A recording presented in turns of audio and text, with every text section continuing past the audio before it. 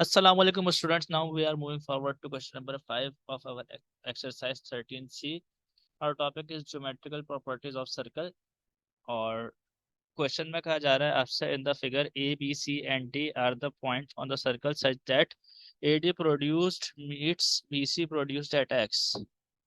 अच्छा, इस क्वेश्चन को पढ़ने से पहले बेटा मैं आपको एक नई प्रॉपर्टी यूज कर रहा हूँ इस सवाल के अंदर। वो प्रॉपर्टी उसके बारे में थोड़ा सा आगाह कर दूं, थोड़ा सा उसके बारे में एक्सप्लेन कर दूं प्रॉपर्टी के बारे में। Let consider we have a circle with centre O. Circle with centre O है हमारे पास।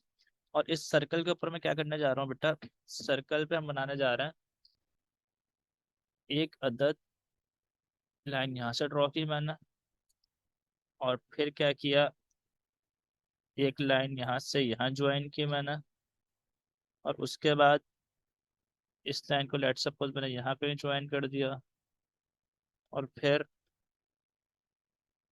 यहाँ से यहाँ ज्वाइन कर दिया।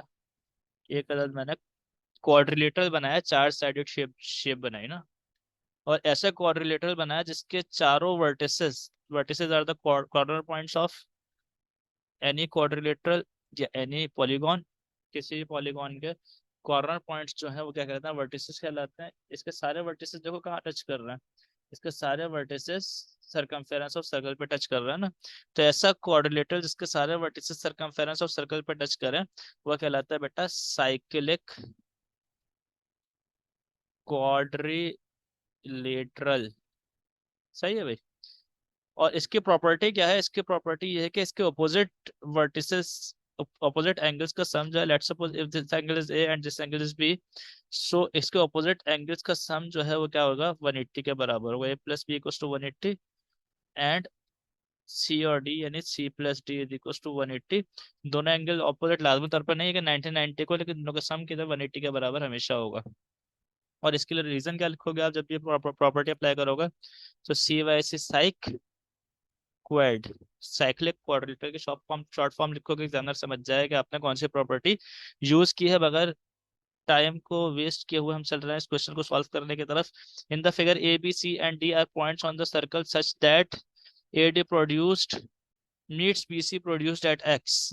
AD को भी आगे बढ़ाया और BC को भी आगे बढ़ाया, पॉइंट X पर मीट करवा दिया। इसको डायग्राम को नजर आ रही है कि हमें नजर आ रहा है कि यहाँ पर एक अदद A से D, D से C, C से B और ये B से A कंप्लीट एक साइक्लिक क्वाड्रिलेटरल फॉर्म कर रहा है। हमें फाइंड आउट क्या करना है, given that angle CDX equal to 65। Angle CDX या 65 हमारे पास मौजूद है। We have to find angle ABC। Angle A B C हमें फाइंड आउट करना है बेटा, तो ये वाला angle particular A B C हमें फाइंड आउट करना है। अगर A B C find out करना है बेटा तो क्या ख्याल है, मैं कह सकता हूँ this angle this particular angle will be 180 minus 65। क्यों, क्योंकि ये पूरी ए डी एक्स का स्ट्रेट लाइन है। ये ए डी से स्ट्रेट लाइन है, तो हम कहेंगे कि लेट सपोज इसको मैं एक नाम देता हूँ, angle A D C. Angle A D C is equal to A से डी एंड डी से C is 180 minus 65, which means हम कह सकते हैं कि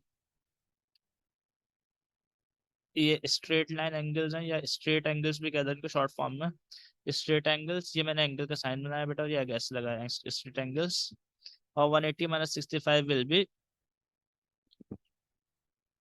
115 डिग्रीज। तो ये आ गया हमारे पास ADC। और अगर हमें क्या निकालना है, हमें बेसिकली फाइंड आउट करना है ABC। तो हम कह सकते हैं एंगल ABC भी किसके बराबर होगा, 180 माइनस 115 के, क्योंकि ये this angle and this angle will make the sum of 180। Why? Because these two angles are cyclic quadrilateral. Because these two angles are the opposite angles of cyclic quadrilateral. तो ये भी कितना हो जाएगा, 65 डिग्रीज के बराबर हो जाएगा। तो एंगल ABC आ गया हमारे पास 65 डिग्री। एक आसान सा सवाल था जिसे हमने बहुत जल्दी से सॉल्व करने की कोशिश की है, ताकि हमारी वीडियो ज्यादा लंबी ना हो बेटा। इस क्वेश्चन को भी दूसरों के साथ शेयर करना और लाइक करना हरगिज ना भूलना है बेटा, और चैनल को सब्सक्राइब भी लाजमी कर दीजिएगा, ताकि हमें भी वीडियोस बनाने में मजीद मोटिवेशन पैदा हो और हम आपके लिए बहुत सा काम, बहुत सी चीज़ें शेयर कर सकें जो कि आपके लिए फ्यूचर में आसानी का बायस बने। ठीक है बेटा, तो इंशाल्लाह मिलेंगे नेक्स्ट वीडियो में। तब तक के लिए अपना बहुत ख्याल रखिएगा। अल्लाह हाफ़िज़।